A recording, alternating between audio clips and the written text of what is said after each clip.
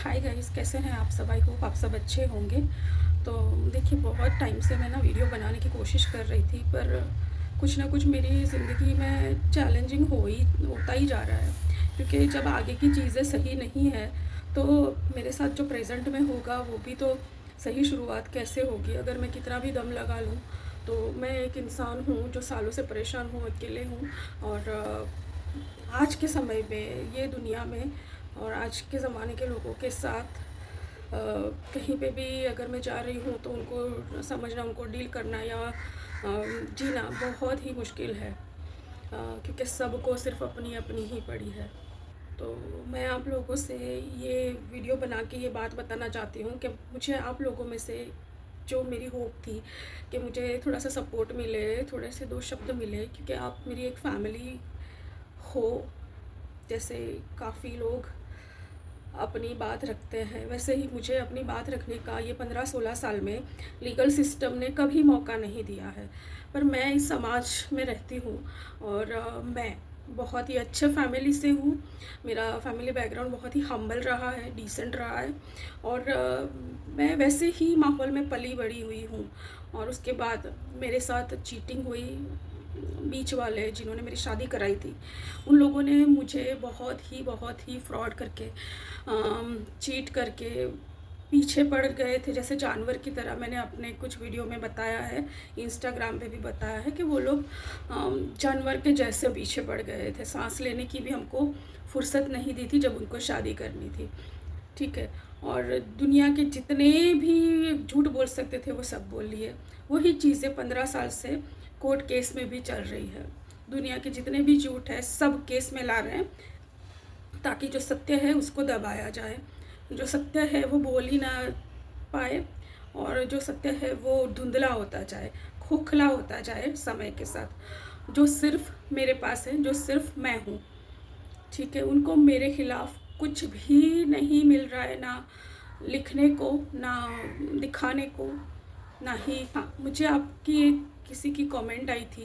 तो जी, Ahmedabad family court ने divorce की डिग्री पास कर ली है, लेकिन आप सब एजुकेटेड हैं, आप सब जानते हैं कि क्या प्रोसीजर है। काफ़ी एडवोकेट्स और इवन पुलिस लाइन से भी मुझे सपोर्ट भी मिला है। तो वहीं यहाँ के जो लोकल लोग हैं, उन लोगों ने एक लॉबी बना ली है, एक जूथ बन गए हैं कि मेरे केस की कोई भी हकीकत, कोई भी बात कोर्ट में ना पहुँचे। और मेरे साथ रह के मेरा वकील खुद मेरे साथ आँख मिचोली खेलेगा। मुझे लगेगा कि वो मेरा वकील है, और मैं उसको मेरी सब बात और इन्फॉर्मेशन बताती जाऊंगी, और वो मुझसे सब ले लेके डिस्पोज कर देगा, वो सामने वाले को दे देगा। फिर सामने वाला अलर्ट हो जाएगा, और सामने वाला वो सब चीज़ें हटाने की कोशिश करेगा जो उसके खिलाफ़ है, जो उसने मेरे साथ गलत किया है, वो सब। तो बस मुझे आपसे यही उम्मीद है कि देखिए, मेरे पास आज कुछ भी नहीं है, कुछ भी नहीं है। ये मैं जहाँ पे रह रही हूँ वहाँ पे भी मेरा दम घुट रहा है, क्योंकि मेरे सर के ऊपर कोई छत नहीं है। आप में से काफ़ी लोग ने मुझे ये भी बोला कि बहन आप जाने दो। तो आप मुझे ये बात बताइए, मेरी पूरी ज़िंदगी मैं कैसे जाने दूँ?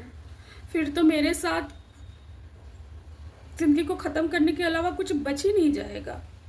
मैं एक औरत हूँ, मैं एक इंसान हूँ, मैं समाज में रहती हूँ, मैं समाज आपकी तरह ही हूँ मैं भी। मैं अपनी डिग्निटी चाहती हूँ, मैं अपना न्याय चाहती हूँ, मैं अपना आइडेंटिटी को वापस पाना चाहती हूँ, अपने अस्तित्व के लिए लड़ना चाहती हूँ, और उसके लिए मुझे आपका सपोर्ट चाहिए। मैंने कभी नहीं सोचा था कि मैं अपनी ज़िंदगी की ये लड़ाई के बारे में कभी भी ऐसे सोशल मीडिया पे बोल पाऊँगी या बात कर पाऊँगी। लेकिन आज मैं जैसी हूँ आपके सामने वैसी ही बात कर रही हूँ। आप देख सकते हैं मेरी तबीयत इतनी ख़राब है कि मैं सांस भी नहीं ले पा रही हूँ, और बाहर जाती हूँ तो मुझे और परेशानी होती है, हेल्थ और ख़राब हो जाती है, क्योंकि गर्मी इतनी ज़्यादा है, टेंशन स्ट्रेस इतने साल से बढ़ बढ़ के मुझे अंदर से ख़त्म कर चुका है ऑलमोस्ट। तब मैंने ये डिसीजन लिया कि मैं अपनी बात यहाँ पे रखूँगी आप लोगों के सामने, ताकि कल मैं दफन ना हो जाऊँ, मेरे साथ मेरा सत्य भी दफन ना हो जाए। तो प्लीज़ आप लोग मुझे सपोर्ट कीजिए। काफ़ी इंस्टाग्राम पे मुझे हेट कमेंट्स आ रही है, बस वही चीज़ मेरे साथ हो रही है। वो हेट कमेंट्स करने वाले आप समझिए कि कैसे होंगे, ना मैं उनको जानती हूँ ना वो लोग मुझे जानते हैं। सिर्फ मोबाइल है उनके हाथ में, फ्री का इंटरनेट होगा या फिर जो भी है, तो अगर उनको पसंद नहीं आता है तो वो जा सकते थे। और ये एक ही नहीं है, मेरे तो कोई ज़्यादा अभी सब्सक्राइबर भी नहीं है, ना फॉलोवर्स है, ना मुझे कोई जानता है। तो ऐसे लोगों को, जैसे सब लोग ऐसे इकट्ठा मिलके ऐसे चढ़ जाते हैं ना, वही चीज़ मेरे साथ रियल लाइफ में हो रही है। वही चीज़ मेरे साथ कानून की लड़ाई में, कोर्ट कचहरी में भी हो रही है।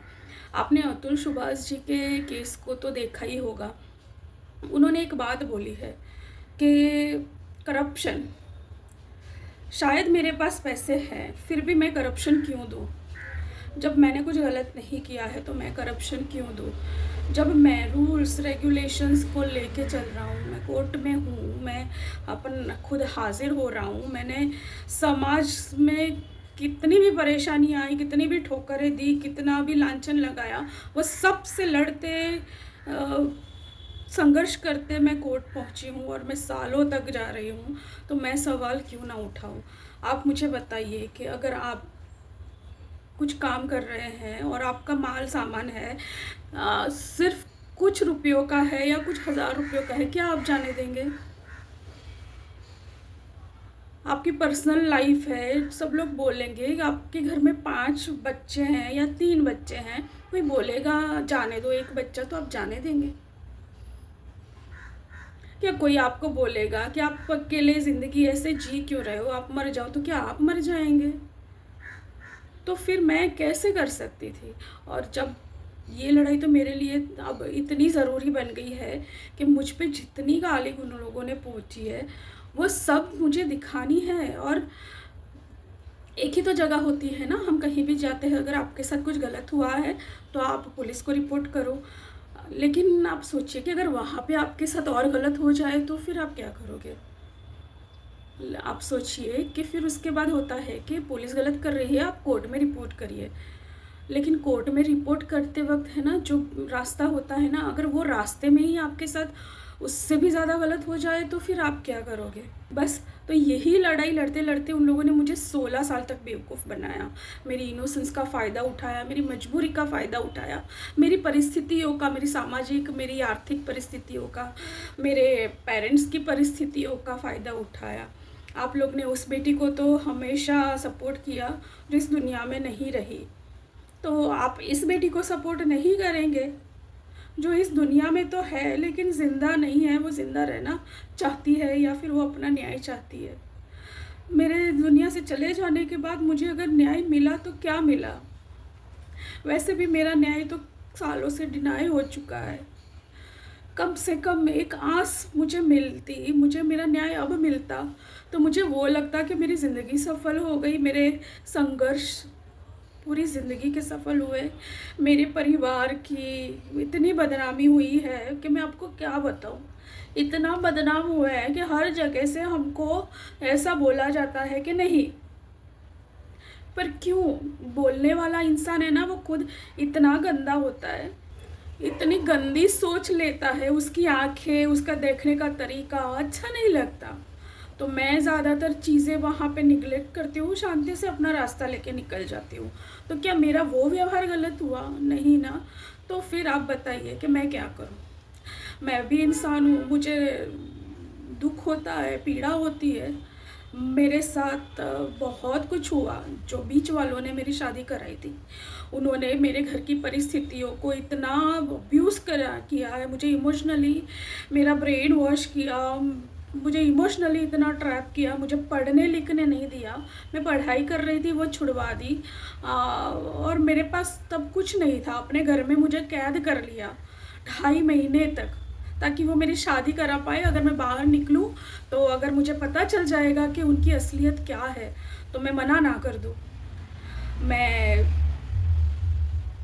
कुछ नहीं कर पाई, क्योंकि मेरी दुनिया इतनी सी थी तब, इतनी समझ थी।